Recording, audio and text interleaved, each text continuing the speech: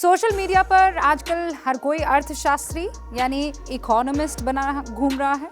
कुछ को लगता है कि विनिवेश और निजीकरण यानी डिसइन्वेस्टमेंट और प्राइवेटाइजेशन की नीति बहुत ज़रूरी है। कुछ इसके सख्त खिलाफ है और कई ऐसे भी है जिन्हें इनमें से दोनों की ही समझ नहीं है, बस सिर्फ अपने पसंद या नापसंद के नेता या आइडियोलॉजी के हिसाब से अपनी राय बना रहे हैं। वो सोशल मीडिया पर आजकल बवाल मचा हुआ। क्यों? क्योंकि मोदी गवर्नमेंट ने NMP यानी नेशनल मोनेटाइजेशन पाइपलाइन प्रोग्राम का ऐलान कर दिया है। नेशनल मोनेटाइजेशन पाइपलाइन प्रोग्राम है क्या? इससे फायदा किसको होगा? क्या इसके जरिए सरकार हाईवे और रेलवे सेक्टर बेच रही है? और क्यों इतनी ज्यादा चर्चा में है ये मुद्दा? आज आपके सामने सब कुछ जो है मैं क्रिस्टल क्लियर करने वाली हूं।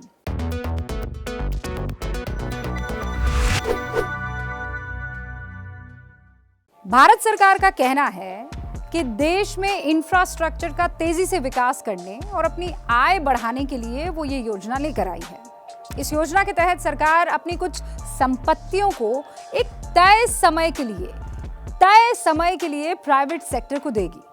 सरकार का दावा है कि इस स्कीम की मदद से अगले 4 सालों में उसे करीब 6 लाख करोड़ रुपए की इनकम होगी। इस योजना के जरिए पैसेंजर ट्रेन्स, रेलवे स्टेशन से लेकर एयरपोर्ट, सड़कों और स्टेडियम का मोनेटाइजेशन किया जाएगा। ये होगा कैसे? आपके जहन में ये सवाल आ रहा होगा। देखिए, फर्ज कीजिए एक प्राइवेट कंपनी, चाहे वो देसी हो या विदेशी हो, वो भारत में निवेश करना चाहती है। अब सरकार अपने पास से एक बनी बनाई प्रॉपर्टी एक तय समय के लिए उस कंपनी को लीज पर देकर उसके बदले में कंपनी से पैसा कमा सकती है।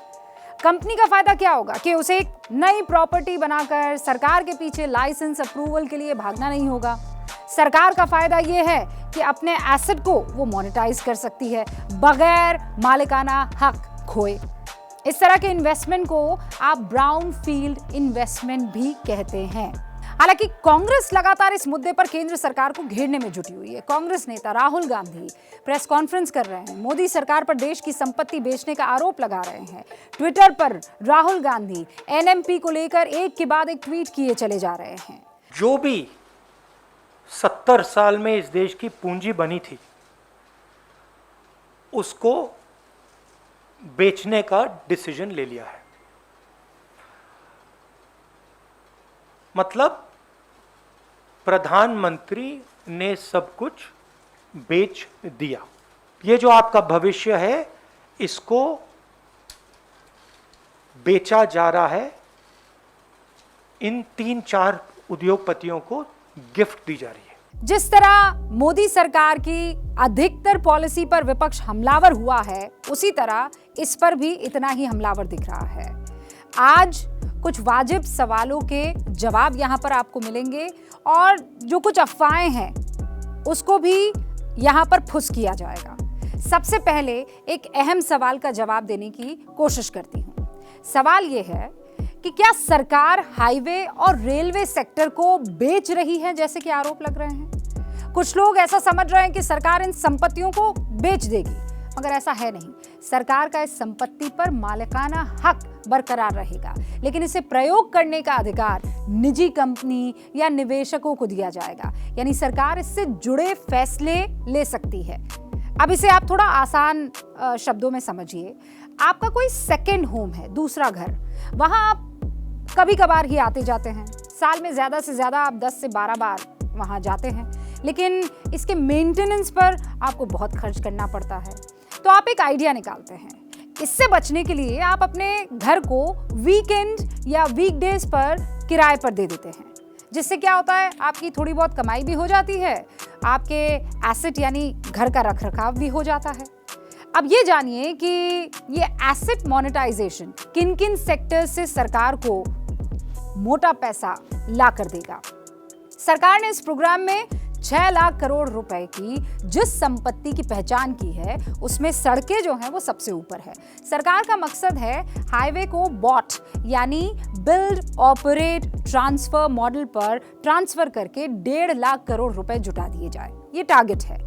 बॉट प्रोजेक्ट में प्राइवेट सेक्टर के डेवलपर्स को अपने फंड से रोड बनाने होते हैं, फिर एक तय समय तक प्रोजेक्ट को ऑपरेट करने के बाद सरकार के नाम पर ट्रांसफर उसे करना होता है। इसके बाद नंबर किसका आता है? रेलवे का, जिसमें सरकार ने 1,52,000 करोड़ रुपए जुटाने का टारगेट रखा है। रेलवे सेक्टर में सरकार तेजस एक्सप्रेस की तर्ज पर बाकी ट्रेनों को भी किराए पर उठा सकती है। इसके बाद पावर सेक्टर यानी पावर ग्रिड की ट्रांसमिशन लाइन को मोनेटाइज करके सरकार 45,200 करोड़ रुपए जुटा सकती है। एनटीपीसी, एनएचपीसी या कोल इंडिया के हाइड्रो पावर प्रोजेक्ट्स को मोनेटाइज करके सरकार ने 39,832 करोड़ रुपए का लक्ष्य जो है वो तय किया है। गैस सेक्टर में गेल की पाइपलाइन को मोनेटाइज करके करीब 24,000 करोड़ रुपए का लक्ष्य रखा गया है। आईओसीएल और एचपीसीएल की पाइपलाइन को मोनेटाइज करके 22,000 करोड़ रुपए का लक्ष्य तय किया गया है। अब इन पैसों का क्या करेगी सरकार? इन तय टारगेट्स के आधार पर ही आगे चलकर सरकार हर 3 महीने में मीटिंग करेगी। सरकार की कोशिश इससे पैसा जुटाकर जनहित के कार्यों पर खर्च करने की है।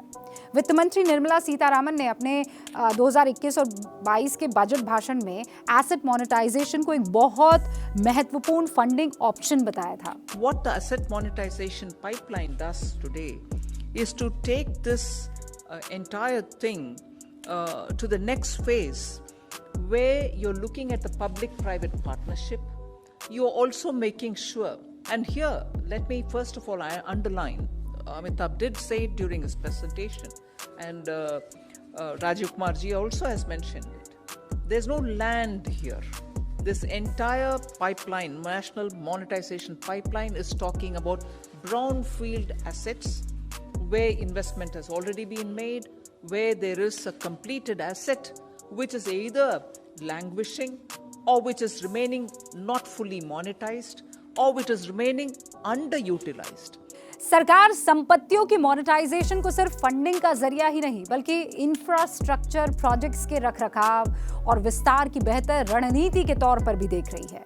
और अगर सरकार इस तरह से फंडिंग जुटाने में कामयाब होती है तो यकीन मानिए इसका एक परिणाम ये निकलेगा कि हमारे और आपके जो ये चुकाए टैक्स पर सरकार की निर्भरता है ना, वो कम हो जाएगी। और फिर ये जो पेट्रोल और डीजल के दाम चुनावी मौसम में कम होते हैं ना, वो आपको अक्सर हर मौसम में कम होते हुए दिखाई देंगे। नमस्कार।